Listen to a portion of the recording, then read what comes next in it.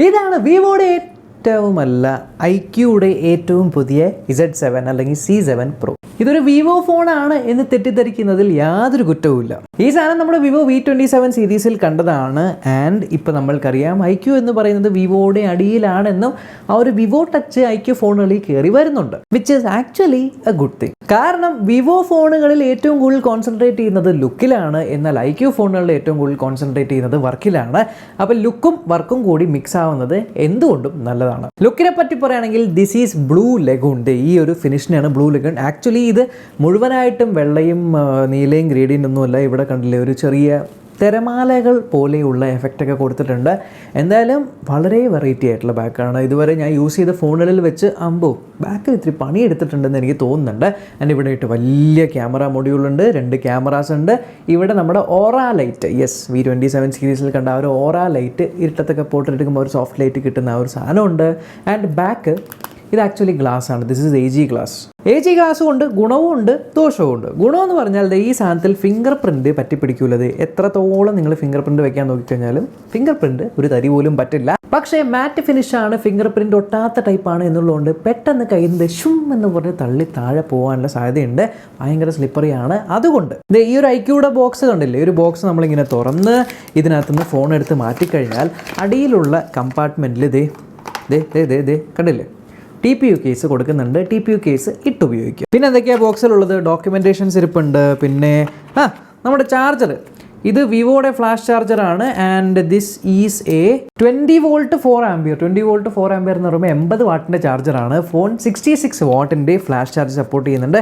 Flash ചാർജിനുള്ള charger, പിന്നെ നമ്മുടെ അത് തന്നെ സിം ടൂള്. ഇത്രയും സാധനങ്ങളാണ് ബോക്സിനകത്ത് കൊടുത്തിരിക്കുന്നത്. ബ്ലൂ ലഗൂൺ അല്ലാണ്ട് ഒരു ഗ്രാഫൈറ്റ് ബ്ലാക്ക് കളറിലും വരുന്നുണ്ട്. And this is also slimmest phone. ഈ ഒരു പ്രൈസ് സെഗ്മെൻറ്റിൽ സ്ലിമ്മസ്റ്റ് ഫോണാണ്. യെസ്, മുകളിൽ കർവ്ഡ് ഡിസ്പ്ലേ, താഴെ ഇവിടെയും കർവ്ഡ് ആണ്. സോ ടോട്ടലി ഭയങ്കര സ്ലിം. ഏകദേശം 7.36 മില്ലിമീറ്റർ സ്ലിമ്മും 176 ഗ്രാം മാത്രമാണ് വെയിറ്റ് എന്ന് പറയുന്നു. Slim phone, light weight phone. പക്ഷേ ഡിസ്ട്രിബ്യൂഷൻ കൊള്ളാം കേട്ടോ. നമ്മളിപ്പോൾ ഇങ്ങനെ പിടിക്കുകയാണെങ്കിൽ വെയിറ്റിൻ്റെ ഡിസ്ട്രിബ്യൂഷൻ നമ്മൾ നോക്കുവാണെങ്കിൽ ക്യാമറ മൊഡ്യൂൾ വലുതാണെങ്കിലും കണ്ടില്ലേ ബാലൻസ് ആവുന്നുണ്ട്. So weight distribution is nice. അങ്ങനെ ലുക്കിൻ്റെ കാര്യം കഴിഞ്ഞു. ഇനി വർക്കിൻ്റെ കാര്യത്തിലേക്ക് വരുവാണെങ്കിൽ MediaTek Dimensity 7200 പ്രോസറാണ് ഇതിനകത്തുള്ളത്. 5G ചിപ്സെറ്റ് ആണ്. അവർ പറയുന്നത് ഈ സ്മാർട്ട് ഫോണിന് 7.28 ലാക്സിൻ്റെ AnTuTu സ്കോർ കിട്ടിയെന്നാണ്. ടെസ്റ്റ് ചെയ്ത് നോക്കിയപ്പോൾ എനിക്ക് കിട്ടിയത് 7.13012, അതായത് ഏകദേശം 7.1 lakhs, which is actually very good. ഈ ഒരു പ്രൈസ് പോയിന്റിൽ 7 ലക്ഷത്തിന് മുകളിലൊക്കെ കിട്ടുകയെന്ന് വെച്ചാൽ കിടിലൻ ഗെയിമിംഗ് ഫോണായിരിക്കും. ഈ ഒരു ഗെയിമിംഗ് പെർഫോമൻസും ഭയങ്കര രസമുണ്ട്, കൊള്ളാം. ഞാൻ ഗെയിമൊക്കെ കളിച്ചു നോക്കി. ഹീറ്റിംഗ് ഉണ്ടോയെന്ന് വെച്ചാൽ സിം ഫോം ഫാക്ടറായിട്ടും സർപ്രൈസിംഗ്ലി ഇതിനകത്ത് ഹീറ്റിംഗ് എനിക്ക് അനുഭവപ്പെട്ടില്ല എന്നുള്ളതാണ്. അതിൻ്റെ കാരണം അവർ കൂളിംഗ് ഇമ്പ്രൂവ് ചെയ്തിട്ടുണ്ട്. ഇതിനകത്ത് വേപ്പർ ചേമ്പർ കൂളിംഗ് ഒക്കെ കൊടുത്തിട്ടുണ്ട്. പിന്നെ ഹീറ്റിങ്ങിനെ കുറിച്ച് ആദ്യമേ എനിക്ക് വലിയ ചിന്ത ഉണ്ടായില്ല. കാരണം എന്താ വെച്ചാൽ ഈ ഒരു ചിപ്സെറ്റ് TSMC ആണ് ഉണ്ടാക്കിയിരിക്കുന്നത്. 4 നാനോമീറ്റർ ചിപ്സെറ്റാണ്. സോ ഡെഫിനറ്റ്ലി പെർഫോമൻസ് നല്ല രീതിയിൽ ഉണ്ടാവും. പക്ഷേ ഹീറ്റ് മാനേജ്മെൻറ്റ് നന്നായിരിക്കുമെന്ന് എനിക്ക് അറിയായിരുന്നു. ടെസ്റ്റ് ചെയ്ത് നോക്കിയപ്പോൾ ദാറ്റ് ഇസ് ട്രൂ. 8 GB റാമാണ് ഈ ഫോണിലുള്ളത്. പക്ഷേ 8 GB കൂടി എക്സ്റ്റെൻഡഡ് റാം വഴി കൂട്ടാം. So total 16 GB Ram virtually പറയാം. യൂസബിൾ ആയിട്ട് നമുക്ക് ഗെയിമും കാര്യങ്ങളൊക്കെ കളിക്കാനായിട്ട് 8 GB റാം ഉണ്ട്. പക്ഷേ ബാക്ക്ഗ്രൗണ്ട് ലാപ്സ് ഒക്കെ കീപ്പ് ചെയ്യണമെങ്കിൽ നിങ്ങൾക്ക് നിങ്ങളുടെ മെമ്മറി തന്നെ റാമായിട്ട് മാറ്റാൻ പറ്റുന്ന എക്സ്റ്റെൻഡഡ് റാം ഉണ്ട്. 6.78 ഇഞ്ചിൻ്റെ ഒരു ഹ്യൂജ് 3D കർവ്ഡ് 120 ഹെർട്സിൻ്റെ AMOLED ഡിസ്പ്ലേ ആണ്. AMOLED ഡിസ്പ്ലേ ആണെങ്കിൽ എന്തുണ്ടാവും? In display finger print sensor ഫാസ്റ്റാണ്. ഒരു കാര്യം നിങ്ങൾ ശ്രദ്ധിച്ചോ, കർവ്ഡ് ഡിസ്പ്ലേ ഫോണുകളുടെ ഏറ്റവും വലിയ അഡ്വാൻറ്റേജ് ആണ് ബെസൽസ് ഭയങ്കര കുട്ടിയായിരിക്കും. എസ്പെഷ്യലി റൈറ്റിലും ലെഫ്റ്റിലും ഒക്കെ ബെസൽസ് കാണുകയില്ല. Bessel's are very thin. പിന്നെ മുകളിൽ പ്രൊട്ടക്ഷൻ, ഈ റിഫ്ലക്ഷൻ അടിക്കുന്ന ഗ്ലാസ് സ്കോട്ട് സെൻസേഷൻ UP എന്നാണ് അവർ പറയുന്നത്. ആ ഒരു പ്രൊട്ടക്ഷനാണ് കൊടുത്തിരിക്കുന്നത്. HDR സപ്പോർട്ട് ഉണ്ട്, വൈഡ് വൈൻ L1 ഉണ്ട്, പ്ലസ് 1300 നിറ്റ്സിൻ്റെ പീക്ക് ബ്രൈറ്റ്നസ് ഉണ്ട്. ഡയറക്റ്റ് സൺലൈറ്റിൻ്റെ അടിയിൽ ടെസ്റ്റ് ചെയ്ത് നോക്കി, വിസിബിലിറ്റി കുഴപ്പമില്ല. ക്യാമറ സിസ്റ്റത്തിൽ വരുവാണെങ്കിൽ 2 ക്യാമറാസ് ഉണ്ട്. ഇത് പ്രൈമറി 64 മെഗാ പിക്സലിൻ്റെ ഒപ്റ്റിക്കൽ ഇമേജ് സ്റ്റെബിലൈസേഷൻ ഉള്ള ക്യാമറയാണ്. പിന്നുള്ളത് ഒരു ബൊക്കെ ക്യാമറയാണ്. പ്രൈമറി ഒപ്റ്റിക്കൽ ഇമേജ് സ്റ്റെബിലൈസേഷനുള്ള ക്യാമറ സർപ്രൈസിംഗ്ലി രസമുണ്ട്. രസം എന്ന് വെച്ചാൽ വിവോ ഫോണുകളിൽ നമ്മൾ കാണുന്ന ആ ഒരു ഫോട്ടോ എൻഹാൻസ്മെൻറ്റ് അല്ലെങ്കിൽ ആ ഒരു ടച്ച് ഉണ്ടല്ലോ, ഫോട്ടോ കുറച്ച് കാണാൻ കൊള്ളാവുന്ന ആ ഒരു രീതി, അത് ഇതിനകത്തുണ്ട്. ആൻഡ് ഞാൻ പല ഫോട്ടോസ് എടുത്ത് നോക്കി, സ്റ്റേബിളാണ്, നല്ല രീതിയിൽ പോർട്രേറ്റ് ഫോട്ടോസും എടുക്കാൻ പറ്റുന്നുണ്ട്. ഓവറോൾ നമ്മുടെ വിവോ കഴിഞ്ഞ ദിവസം നമ്മൾ റിവ്യൂ ചെയ്ത വിവോ ഫോണിൻ്റെ അകത്ത് നമ്മൾ കുറേ പോർട്രേറ്റ് മോഡ്സും കാര്യങ്ങളൊക്കെ പറഞ്ഞില്ലേ, ആ സംഭവങ്ങളെല്ലാം തന്നെ ഇതിനകത്തുമുണ്ട്. And camera performance is very good. പക്ഷേ അതിൽ ഏറ്റവും വലിയ അഡ്വാൻറ്റേജ് ആയിട്ട് എനിക്ക് തോന്നിയതും ആൻഡ് iQOO ഇമ്പ്രൂവ് ചെയ്തിട്ടുണ്ട്, hats off to you, which is വീഡിയോയിൽ നമ്മൾ നോക്കുവാണെങ്കിൽ കണ്ടില്ലേ എന്താണ് 4K, yes 4K 30 FPS record ചെയ്യാൻ പറ്റും, 1080p 60 FPS റെക്കോർഡ് ചെയ്യാനായിട്ട് പറ്റും. ഡെഫിനറ്റ്ലി ഈ പ്രൈസ് ഉണ്ടെങ്കിൽ 4K റെക്കോർഡിംഗ് വേണം, ആൻഡ് അത് കൊണ്ടുവന്നിട്ടുണ്ട്. Good job.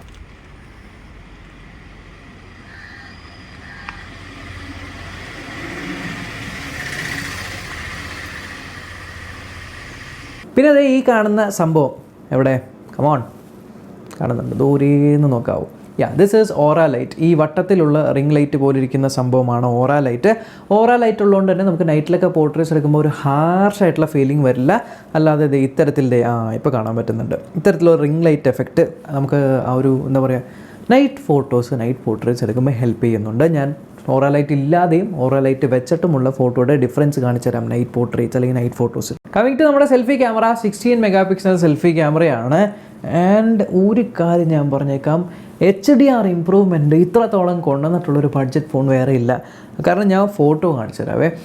ഞാൻ ഒരു ഫോട്ടോ ജസ്റ്റ് ബാക്കിൽ സ്കൈ ഉണ്ട്, നല്ല വെയിലാണ്, ഞാൻ താഴെ വെച്ചിട്ട് ഫോട്ടോ എടുത്തിട്ടുണ്ട്. ആ ഒരു സ്കൈയിലുള്ള ഡീറ്റെയിലിംഗ് നോക്കും എങ്ങനെയുണ്ട്, ആ ഒരു ഫേസിലുള്ള ഡീറ്റെയിലിംഗ് അല്ലെങ്കിൽ ഫേസിൽ ആ ഒരു ബ്രൈറ്റ്നസ് മാനേജ് ചെയ്തേക്ക് നോക്ക്. ഇത് ഒരു iQOO എന്ന് പറയുന്ന ഒരു ഗെയിമിംഗ് സെൻട്രിക് ഫോണൊക്കെ ആയിട്ടാണ് ഇറക്കിയേക്കുന്നതെങ്കിലും പല ആൾക്കാരും ക്യാമറ മോശമായിരിക്കും എന്നുള്ള രീതിയിൽ എടുക്കാതിരിക്കുന്നുണ്ട്.